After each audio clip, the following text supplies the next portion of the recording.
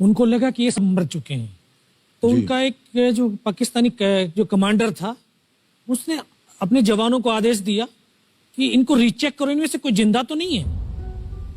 तो उनके पाकिस्तान के 2 सैनिक आए, आकर के हमारे जवानों के शरीर के अंदर गोलियां दागने लगे। तो मैं बेहोश था, लेकिन इतना बेहोश नहीं था कि उनको सुन ना सकूं या देख ना सकूं। तो जो मेरे सामने वाले साथी को जो सीने में आकर 4-4, 5-5 जो राउंड के ब्रस्ट मारे, डेड बॉडी ऐसे उछलती थी ऊपर की तरफ, सामने वाले को मारा, बगल वाले को मारा, मैं भी इस तरह से ऐसे पड़ा हुआ था। उसने फर्स्ट में यहां पर ब्रस्ट मारा, फिर मेरे पैर में 2 जगह पे मारा।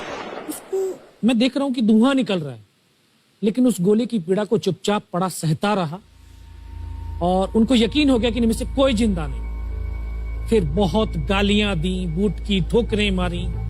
फिर काफी देर के बाद में उनका जो कमांडर था उसने बोला कि इनके वेपन उठा लो, और नीचे जो हिंदुस्तान का पोस्ट है उसके ऊपर दूसरे जो उनके साथी थे उनको सूचना दिया, उसके ऊपर कब्जा हमला कर दो। फिर ये आवाज भी सुनी तो मुझे लगा कि यार आज तो मेरी पूरी टीम खत्म हो जाएगी। दोबारा से उसके साथी आए, पाकिस्तान के सैनिक आए और हमारे जवानों के शरीर के अंदर गोलियां दागने लगे। उन्होंने फिर उसी रोटेशन से गोली मारी, पर जब 1 कदम आगे गया तो उसने राइफल मेरी सीने की तरफ तानी। तब मुझे लगा यार अब नहीं बचूंगा, लेकिन कहते हैं कि जाको राखे साइयां मार सके ना कोई। जब उसने गोली चलाई तो यहाँ पर पर्स में 5-5 रुपए के कुछ सिक्के भी थे। जब गोली जाकर के सिक्कों पे टकराई तो मुझे भी आभास हुआ कि तो मर गया हूं। पाकिस्तान का दूसरा सैनिक आया, उसने आकर के मेरा AK-47 उठाया और वापस मुड़ा तो उसका पैर मेरे पैर से टकराया हो। तब मुझे लगा कि यार मैं तो जिंदा हूं।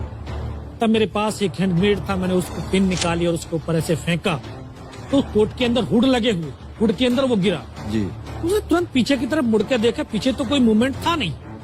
तो जब तक वो ग्रेनेड को निकाल पाता ग्रेनेड फट गया, यहाँ से उसका पूरा सर उड़ा और वो हमारे ऊपर आकर के गिरा।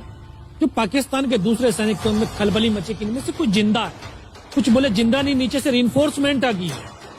तो उनमें खलबली मची। मेरा पास वही एक मौका था, मैंने दोनों हाथों से उसकी राइफल को उठाने की कोशिश करी, ये हाथ हिला नहीं।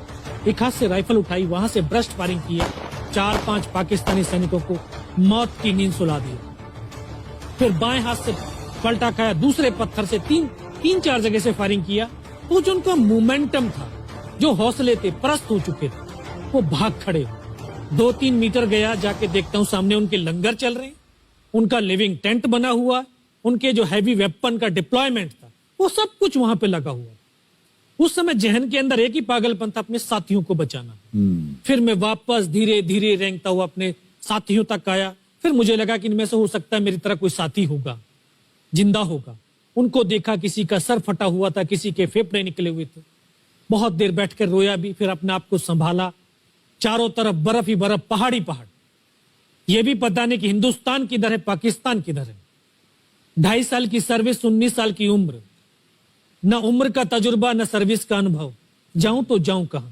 मैं बहुत 500 मीटर लगभग नीचे रोल करता हुआ आया और अपने साथियों जो नहीं चढ़ पा रहे थे दुश्मन की भारी फायरिंग की वजह से, वहां तक पहुंचा। फिर उनको उन्होंने मुझे पकड़ा, वो फर्स्ट एड दिया। फिर वहां से जो हमारे commanding officer colonel Kushal Chand Thakur, फिर उनको सूचना दिया। तो ये लगभग 1:30-2 बजे का समय था। वहां से फिर कमांडिंग ऑफिसर तक मुझे ले जाया गया। फर्स्ट एड तो हुआ, लेकिन ब्लड इतना निकल चुका था कि दिखाई देना बिल्कुल बंद हो गया था। जब उनके पास पहुंचा तो उन्होंने बोला, बेटा मेरे को पहचानता मैं कौन हूं? बस अब आवाज सुनाई दे रही है।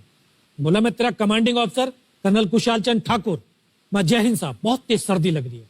तो उनका जो लिविंग टेंट था उसमें के अंदर लेटाया, 3-4 स्टॉप जलवाए, थोड़ी सी गर्मी महसूस हुई। मैं, साहब थोड़ा सा पानी पिला दो। बोला, ठीक है पानी पिलाते हैं। तभी डॉक्टर साहब आए गए, उन्होंने ग्लूकोज की बोतल पिलाई, थोड़ी सी एनर्जी महसूस हुई। उन्होंने बोला, बेटा कुछ बता सकता हूं? मैं कहा, सब बता सकते हैं।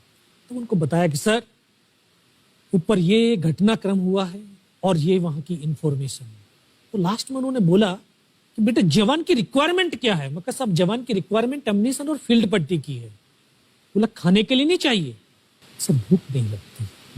बस इतना कहते कहते तभी डॉक्टर ने कौन सा इंजेक्शन लगाया, फिर मुझे पता नहीं कहां पर हूं। फिर होश आया 3 दिन बाद, देखा ऊपर पंखा चल रहा है। पता चला कि 92 बेस हॉस्पिटल श्रीनगर, और वहीं से मुझे बेस हॉस्पिटल दिल्ली रेफर कर दिया और 16 महीने तक उस हॉस्पिटल में मैं रहा। 16 महीने तक आपका इलाज चलता रहा? जी।